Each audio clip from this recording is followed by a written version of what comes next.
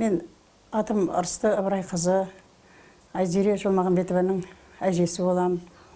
Мына қызым Айзере Жолмағанбетова Айзере оқу деңгейі жақсы.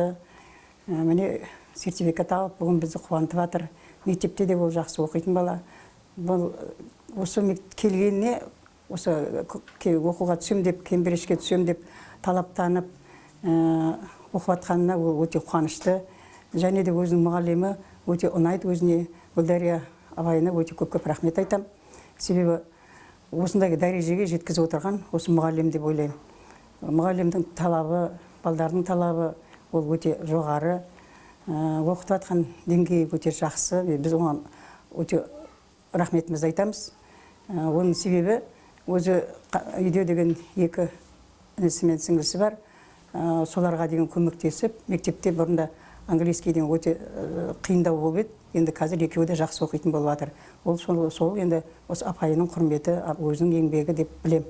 Балдарға да бәріне де осындай Алла тағала биіктен көріне берсін, оқуға түсе берсін. Сол 3-ші орын алуына мен тілектеспін.